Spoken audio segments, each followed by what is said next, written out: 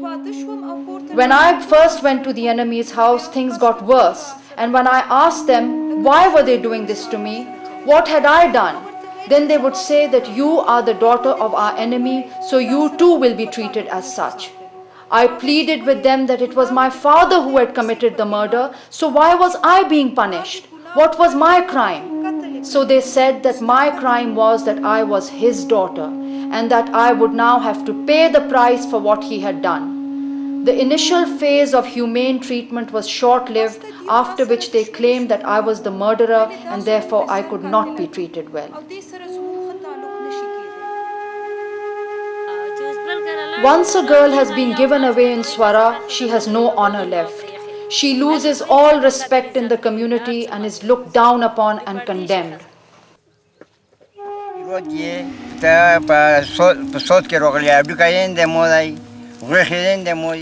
Of course I will taunt her and humiliate her. After all, she is the price paid for my son's death. I will tell her that she will be fed and clothed, but other than that, she is to mind her own business and is not to concern herself with any other matter.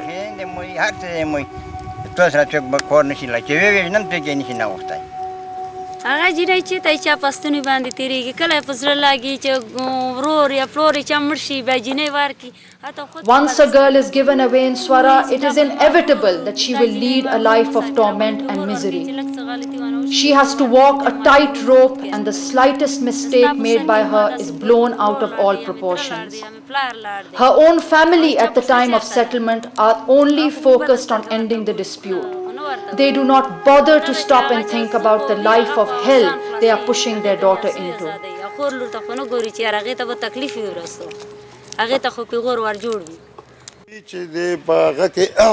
It is natural for women in the family to keep bickering over little things, but when a girl who has come as Swara has an argument with someone, she is reminded of a low position in the family and she is snubbed. She is simply told, "How dare you raise your voice or look at us in the eye?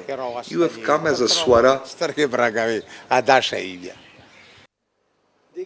Islamic law prescribes 3 options for a murder.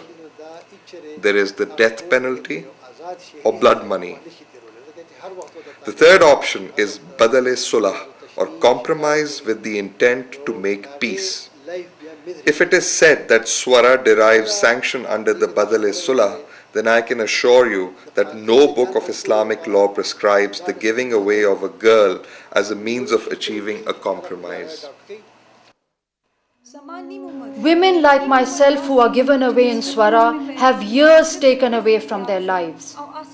I myself have suffered physical and mental torture, and if I die, then the burden of my death will lie on the shoulders of my parents who gave me away. This is a terrible custom, and once the girl says she does not want to go through with it, then she should not be forced. In our region, we do not believe in forcing a girl. Only if she is willing to be given away as Swara do we go through with it. After all, she is also a human being, and how would a girl feel if she is taken away forcibly from her father's home without a palanquin, without a meal of rice or any of the nice things of a normal marriage ceremony? Taking a girl away forcibly is totally wrong, and this custom should have been abolished a long time ago. Those who do not know about the consequences of such rituals should not continue to practice them. Swara is a custom that restores a man's social prestige. It is a face-saving measure for the disgraced or aggrieved family. But the main victim remains the Swara herself, who is ostracized and stigmatized till death.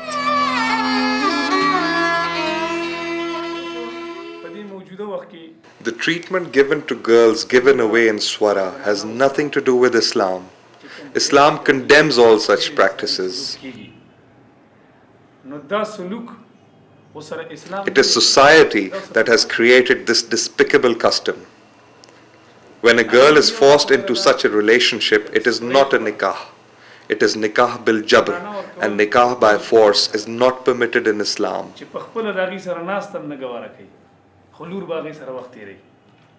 These people cannot even sit for a short while in the company of their enemies, and they expect their young and innocent daughters to spend the rest of their lives among them?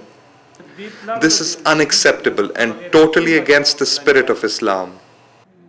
The girl given in Swara is a constant reminder to the enemy of the person they have lost.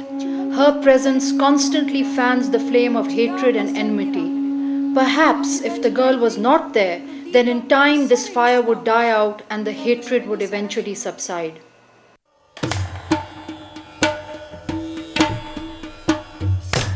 As the hatred remains in the hearts, a Swara continues to be emotionally traumatized by being reminded of a crime she never committed.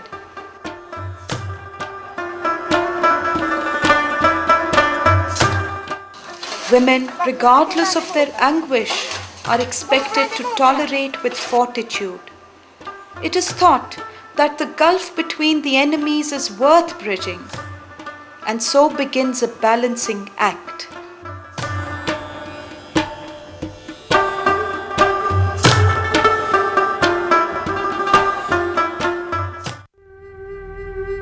Bibi Zaitoon was pushed into a situation where she had to shield the crime of her paternal uncle by offering herself. Since silence is the operative term, she silently endured many years of her life without any social standing.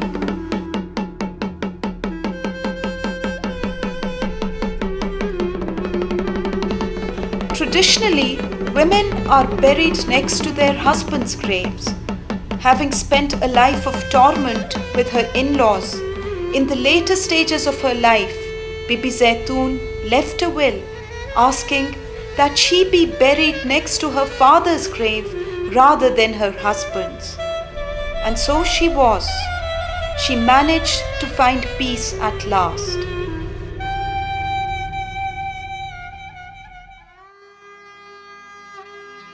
On the contrary, Gul Bibi is not willing to silently live a life as Swara.